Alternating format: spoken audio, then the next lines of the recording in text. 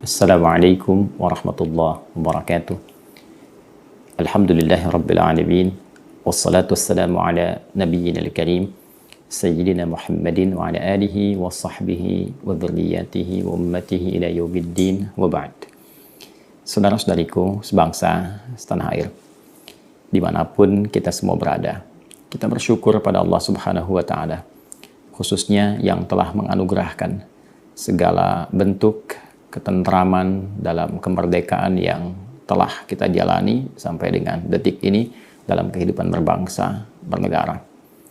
Dan lebih daripada itu, alhamdulillah Allah telah memilih orang-orang terbaik di antara kalangan hamba-Nya yang mengantarkan kita pada suasana ketentraman berkehidupan, dalam suasana menikmati kebebasan dalam berkemerdekaan hingga detik ini, dari kalangan terbaik yang di awal telah berjuang, di awal telah mengantarkan pada kemerdekaan dan mengisi hingga kini sampai kita mendapati sosok-sosok pemimpin hingga presiden yang ke-8 saat ini untuk Indonesia tercinta, yaitu Bapak Haji Prabowo Subianto.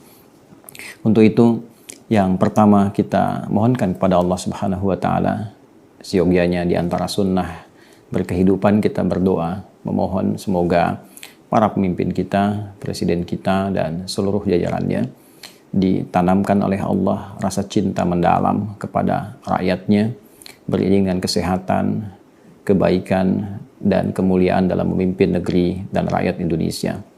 Ini penting untuk kita mohonkan sebagai bagian dari sunnah Nabi SAW, sehingga bila tertanam rasa cinta ini, maka kepemimpinan yang disertai dengan rasa cinta tentu akan memberikan perhatian yang sangat dalam, akan memberikan kasih sayang kepada seluruh lapis masyarakat, akan memberikan satu gambaran kebijakan-kebijakan berkeadilan sosial bagi seluruh rakyat Indonesia. Orang tua yang mencintai anaknya, dia akan melindungi, menjaga, dan memberikan segala yang terbaik untuk anaknya. Pemimpin yang memiliki rasa cinta kepada rakyatnya, tentu dengan cinta itu ia pun diharapkan memberi perhatian yang serupa.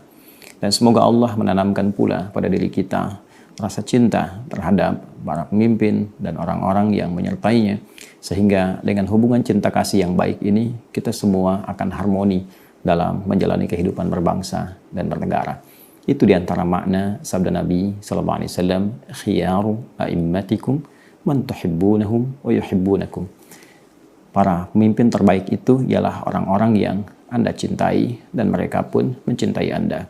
Tentu jembatan untuk menumbuhkan rasa cinta itu diantaranya adalah menyampaikan doa-doa dan harapan kebaikan. Doa yang kita panjatkan kepada Allah Subhanahu wa Ta'ala demi mewujudkan harapan-harapan baik yang kita inginkan bersama.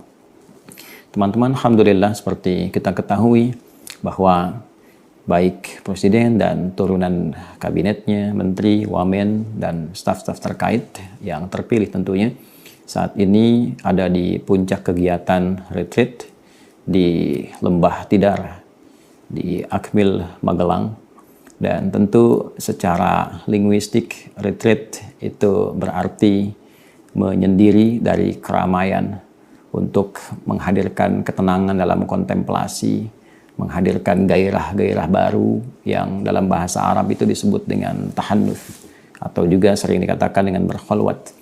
Nabi SAW melakukan retreat di Gua Hira, di Bukit Cahaya, yang dengan keberadaan beliau di Bukit Cahaya ini, di Gua Hira ini, beliau mengamati keadaan masyarakat, lalu dalam ketenangan itu berusaha untuk berkontemplasi, mendapatkan bimbingan dari Allah Subhanahu wa Ta'ala dalam hal-hal kebaikan yang kelak akan dibawa ke masyarakatnya.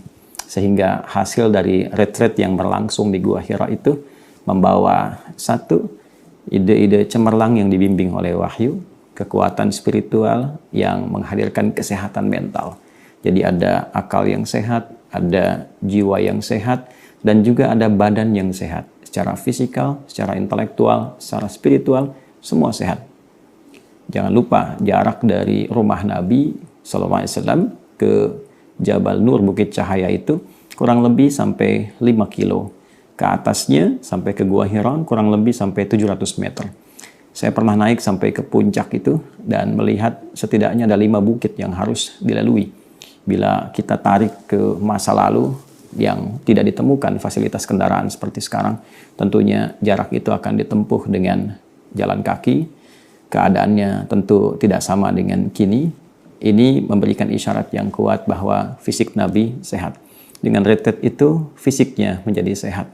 Secara intelektual, Nabi terisi.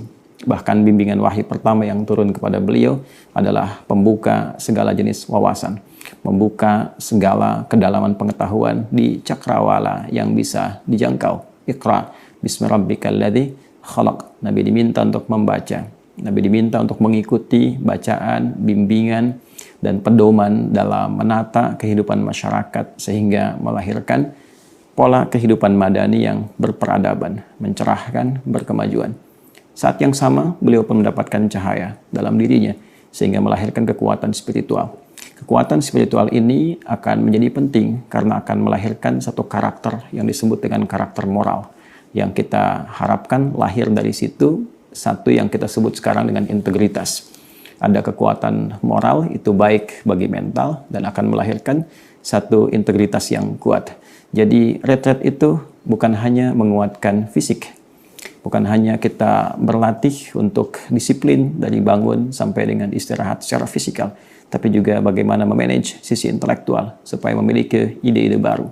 Bagaimana kita memetakan pembangunan di Republik Indonesia yang kita cintai ini, baik dalam jangka pendek, jangka menengah, jangka panjang, membangun fondasi yang kokoh, baik secara ekonomi, baik secara sosial, politik yang stabil, sosial, keamanan, dan turunan-turunan yang lainnya yang tentu dibutuhkan dalam konteks menjaga dan membangun negara kesatuan Republik Indonesia yang kita cintai ini.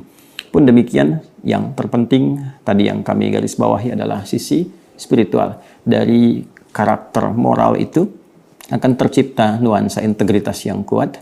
Bangunlah jiwanya kita bangun, baru dari jiwa itu nanti akan memberikan instruksi pada karakter intelektual. Jadi kalau jiwanya sehat, kemudian akalnya cerdas, ide-idenya cemerlang, dan dieksekusi kemudian oleh fisik. Bangunlah badannya, badan yang bekerja dengan bimbingan intelektualitas yang matang, dan juga kesadaran spiritualitas yang kokoh. Itulah yang kita duga akan mengantarkan Indonesia ini dalam kemakmuran, jembatan kesuksesan, kebahagiaan dalam berkehidupan atas berkat rahmat Allah yang Maha Kuasa. Untuk itu, bila di retret terakhir ini, waktu-waktu terakhir yang mungkin besok telah tuntas, kita berharap pendidikan fisikalnya tentu akan cukup baik secara dasar, dan tentu banyak pembekalan secara intelektual. Mudah-mudahan Menteri Agama, ya Profesor Dr. Nasruddin Umar juga memiliki waktu yang cukup untuk memberikan pembekalan dan pencerahan spiritual, sehingga awal penetapan, awal pelantikan, baik sebagai seorang pemimpin dari presiden sampai ke menteri, sampai ke wamen, sampai ke staf khusus yang dilantik dengan nama Allah Subhanahu wa Ta'ala, demi Allah, yang dilantik dengan nama Tuhan, demi Tuhan yang Maha Esa, yang diletakkan kitab suci di atasnya. Itu memiliki nilai yang panjang sekali, juga konsekuensi yang panjang sekali. Jadi bila pun tugas kenegaraannya selesai, tugas hisabnya belum selesai. Bila pun purna bakti, tugas keduniaannya, maka tanggung jawab spiritualnya itu yang akan dibawa pulang menghadap kepada Allah Subhanahu wa Ta'ala. Dan tentu ini membutuhkan kerjasama dengan kita semua, lapisan masyarakat Indonesia. Silahkan, hukum bekerja di ranahnya, politik kematangannya bekerja di ranahnya, ekonomi ditata dengan baik. Tapi alangkah baiknya kalau kita sekarang semuanya sama-sama menatap masa depan yang mencerahkan bagi seluruh lapisan masyarakat, bangsa, dan negara Indonesia. Mari kita buka lembaran baru yang menenteramkan, menenangkan, semangat juang yang tinggi membangun bangsa ini. Saya kira sudah cukup pelajaran besar di masa-masa lalu yang membuat kita semakin matang dalam berpikir, dalam mengambil kesimpulan, dan alangkah baiknya kalau energi itu kita satukan untuk membangun Indonesia dalam harmoni yang baik atas berkat rahmat Allah yang Maha Kuasa. Dan dengan didorongkan oleh keinginan luhur yang kuat hingga detik ini, mudah-mudahan semua itu bisa mengantarkan kita pada harapan untuk mewujudkan cita-cita Indonesia yang gemah ripah loh jinawi dalam naungan rahmat Tuhan yang Maha Esa, Dan dengan itu mudah-mudahan Indonesia bisa melahirkan generasi emas yang memakmurkan, mencerahkan, berkemajuan seperti yang kita harapkan. Doa terbaik dari kami semua, untuk kita semua.